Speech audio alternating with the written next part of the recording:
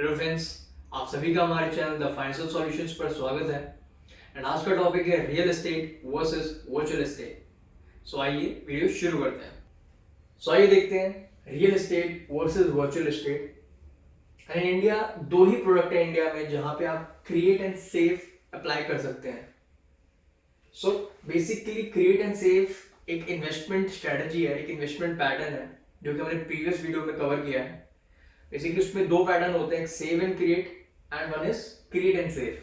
सो वो वीडियो देखना जरूर, बिकॉज तभी आपको समझ आएगा कि क्रिएट एंड सेव होता क्या है। सो अगर मैं ऊपर ऊपर समझाऊं तो सेव एंड क्रिएट, बेसिकली आप सेव एंड क्रिएट में क्या करते हैं, पहले सेव करते हैं और एंड में एक बिल्डिंग क्रिएट करते हैं। वहीं आप क्रिएट एंड सेव में पहले ही दिन पे क्रिएट कर देते हैं बिल्डिंग एंड देन धीरे धीरे धीरे पैसे देते हैं।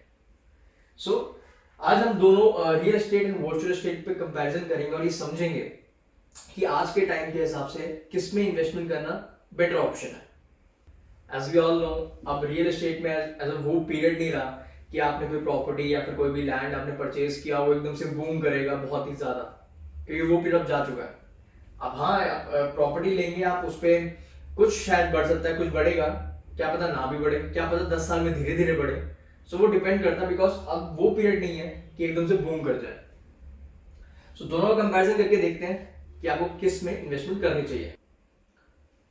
So real estate versus virtual estate का पहला पॉइंट जो है that is maintenance cost. Basically आप कोई भी लैंड या फिर कोई भी जगह प्रॉपर्टी परचेज करते हैं तो आप सपोज हमने एग्जांपल के लिए कि 50 लाख का एक लोन लेते हैं, एग्जांपल के लिए, वैसे ज्यादा ही होगा, 50 लाख का लोन लेते हैं और उस पर ईएमआई आपकी बन जाती है 50,000 एंड उस पर अब आपको क्या मेंटेनेंस कॉस्ट भी लगता है। मतलब 50,000 ही इनफ नहीं है, उस पर थोड़ा और अमाउंट लगेगा, बिकॉज आप उसमें मेंटेनेंस कॉस्ट भी देते हैं, आप उसमें रजिस्ट्रेशन भी कराते हैं प्रॉपर्टी की, आप उसमें प्रॉपर्टी टैक्स देते हैं, आप उसमें अगर आपने कोई प्रॉपर्टी, अगर कोई हाउस लिया किसी सोसाइटी या अपार्टमेंट्स में, उसकी जो मेंटेनेंस कॉस्ट है आप वो भी पे करते हैं। मतलब ऐसे बहुत सारी चीजों की, आप उसके बाद रिनोवेशन भी करते हैं अपने घर की, मतलब जो भी उसमें काम भी तो कराएंगे।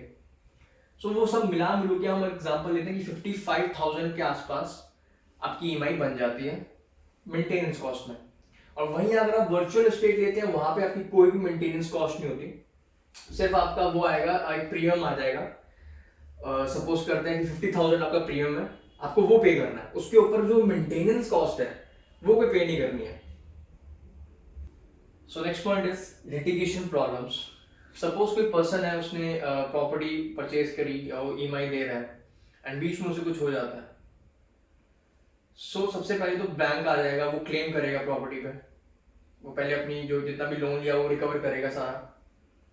फिर उसके बाद कुछ जो भी अमाउंट अगर बचता है वो फैमिली को दे देंगे, जो भी होगा। फैमिली में बीच में इश्यूज आएंगे कि किसको क्या मिलेगा, क्या भाई वाइफ को मिलेगा, क्या होगा, no idea.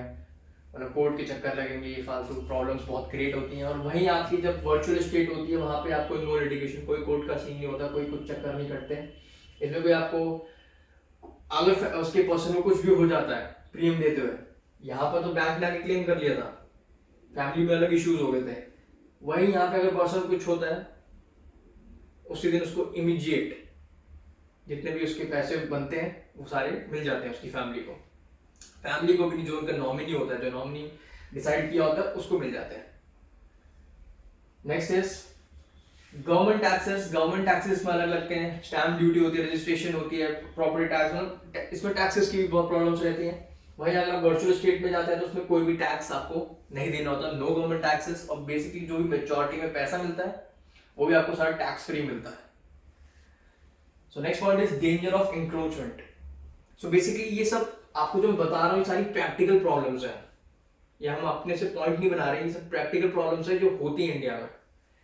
Danger of encroachment, इसमें क्या होता है, बहुत सारे ऐसे केसेस हुए हैं, कोई प्रॉपर्टी बनाता है, सपोज कोई रेंट पे देता है, उसमें कई लोग जो होते हैं कुछ उस टाइप के, वो उसमें हक जमा लेते हैं, धोखाधड़ी से वो प्रॉपर्टी अपनी बना लेते हैं, मतलब करते हैं। ये प्रैक्टिकल प्रॉब्लम्स ये हुई है इंडिया में। वहीं यहाँ पे कोई आपके साथ धोखाधड़ी, कोई हक नहीं जमा सकता आपके वर्चुअल स्टेट में। हक वहीं जमा सकते हैं, फिर धोखाधड़ी वहीं कर सकते हैं जो आपको रियल एस्टेट में, जहाँ पे फिजिकल प्रेजेंस होती है। वर्चुअल स्टेट में तो कोई फिजिकल प्रेजेंस ही नहीं है, कोई हक ही नहीं जमा सकता आप पे, आपके प्रॉपर्टी पर, आपके स्टेट पर। Next is burglary, fire, earthquake, other natural disaster. So basically property है, कुछ भी हो सकता है, यू नेवर नो, कुछ भी हो सकता है। आपके घर में चोरी हो सकती है, आग लग सकती है, पूरी बिल्डिंग गिर सकती है, अर्थक्वेक आ सकता है। अभी फ्लड्स आई थी, फ्लड हुआ था, सारी बिल्डिंग बिल्डिंग ढह गई थी केदारनाथ में, होता रहता है। आपको यू नेवर नो कुछ क्या हो जाए आपकी प्रॉपर्टी को, तो सारा इसमें क्या होगा, सारा आपका वेस्ट हो गया। और वहीं यहाँ पे सेफ एंड सिक्योर इन्वेस्टमेंट है। यहाँ पे अगर बॉन्ड भी खो जाए, सोवरेन गारंटी होती है, गवर्नमेंट से प्रेशर होता है एलआईसी को स्पेशल काउंटर्स खोलने पड़ते हैं।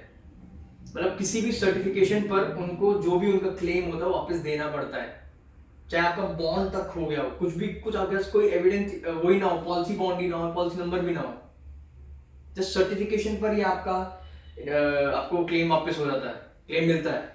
तो इतनी ज्यादा सेफ एंड सिक्योर है। और यहाँ पे बिल्डिंग गई तो गई, गिर गई तो गिर गई। Next is appreciation not guaranteed. मतलब गारंटी नहीं है आपकी कि वैल्यू बढ़ेगी, मे भी धीरे धीरे बढ़ेगी, मे भी ना बढ़े, पर यहाँ पे गारंटीड है। जो आपको बता दिया गया वो अमाउंट आपका गारंटीड है, उतना मिल जाएगा। So next point is, in case of death family used to sell at 30 to 40% less than market price. ऐसे भी कई लोग होते हैं जो कि कहते हैं कि हमें इंश्योरेंस की जरूरत नहीं है, हमें लाइफ इंश्योरेंस, हेल्थ इंश्योरेंस की जरूरत नहीं है, बिकॉज हम प्रॉपर्टी में इन्वेस्ट करना ज़्यादा प्रेफरेंस देते हैं। हमारे पास अगर प्रॉपर्टी है, हम कोई ऐसी सिचुएशन आएगी हम उसको सेल कर देंगे, या फिर हम अगर रिटायरमेंट फंड चाहिए होगा, रिटायरमेंट प्लानिंग करनी होगी, हम प्रॉपर्टी में इन्वेस्ट करते हैं, हम उसके थ्रू अपना रिटायरमेंट भी निकाल लेंगे। सो ऐसे भी केस होते हैं कि फैमिली में किसी की भी डेथ हो जाए, जो मेन आपके जो अर्निंग मेंबर्स होते हैं, किसी भी डेथ हो जाए, तो ऐसी सिचुएशन भी आ जाती है कि आपको इमरजेंसी में फंड की जरूरत होती है, या फिर क्या पता हॉस्पिटलाइज हो, आपके पास इंश्योरेंस नहीं है, कुछ भी नहीं है, हेल्थ इंश्योरेंस, तो आपको रिक्वायर होता है एकदम से इमीडिएट फंड्स इमरजेंसी के लिए रिक्वायर्ड होते हैं। सो आप क्या करते हैं, वो सिचुएशन ऐसी होती है, वो सिचुएशन आपसे ऐसे करवाएगी कि आप 30 से 40% भी लेस देन मार्केट प्राइस पे सेल करने को आप रेडी होंगे। वहीं वर्चुअल एस्टेट में आपको इमीडिएट क्लेम मिलता है, इन केस ऑफ डेथ आपके फैमिली को प्रोटेक्शन मिल जाती है। यहाँ की तरह नहीं कि आपको 30 to 40% लेस में सेटल करना पड़ता है। So there is one more point जो कि बहुत ही ज्यादा इंपॉर्टेंट है, और उसको मैं आपको एग्जांपल से समझाऊंगा for better understanding, and that is based on real life. So basically एक सरदार जी थे, उनको किसी ने बोला आपको इंश्योरेंस और वर्चुअल एस्टेट इस टाइप की प्लानिंग करनी चाहिए, बिकॉज आप बिल्कुल रिटायरमेंट फेज में आ चुके हैं, मतलब रिटायर होने वाले थे वो।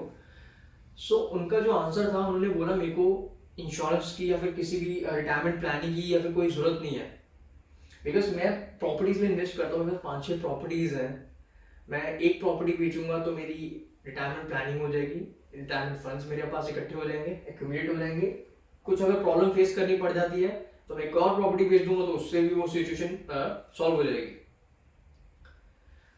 सो उनके जो एडवाइजर थे उन्होंने बोला चलो आप एक बार अपने घर में जाके डिस्कशन करना कि मैं रिटायरमेंट फेज में आने वाला हूँ, मेरे को रिटायरमेंट फंड्स की जरूरत है, तो मैं एक प्रॉपर्टी बेच रहा हूँ अपने just for my retirement planning. So Sardar ji घर गए, अपने बच्चों के साथ बैठे, अपनी वाइफ के साथ बैठे, उन्होंने बोला मेरे को रिटायरमेंट प्लानिंग के लिए रिटायरमेंट फंड्स चाहिए थोड़े, मतलब चाहिए मेरे को, तो मेरे को एक प्रॉपर्टी जो भी उनकी प्रॉपर्टी उनको बेचनी है।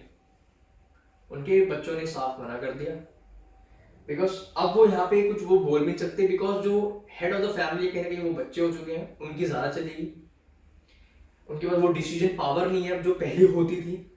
जब उनके पास वो पावर थी उस टाइम अगर ये परचेज कर लेते वर्चुअल एस्टेट तो उनको बच्चे भी उस टाइम मना नहीं कर सकते थे, बिकॉज वो तो उनका ही है, उसमें कोई भी हक नहीं दिला सकता आपका।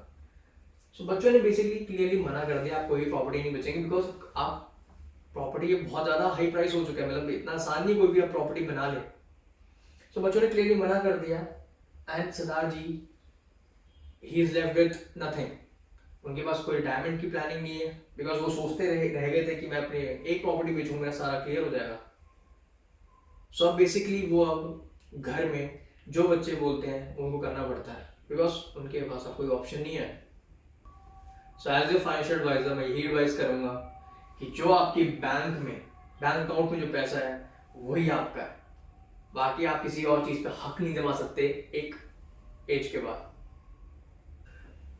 सो जैसे कि आज हमने क्रिएट एंड सेव के दोनों प्रोडक्ट्स जिसमें आप अप्लाई कर सकते हो, और दोनों प्रोडक्ट्स हमने समझे, कंपेयर किया। दोनों प्रोडक्ट्स में आप पहले क्रिएट करते हैं देन सेव करते चले जाते हैं, बट वर्चुअल एस्टेट मेरे हिसाब से आज के टाइम के लिए सबसे ज्यादा फायदेमंद, मतलब ये चीज आपके पास होनी ही चाहिए। ये ना भी हो चलेगा, बट ये तो आपके पास होना ही चाहिए, इसका कोई सब्स्टिट्यूट नहीं है आपके पास। सो वीडियो पसंद आई हो तो वीडियो को लाइक कीजिए, चैनल को सब्सक्राइब कीजिए। Thank you.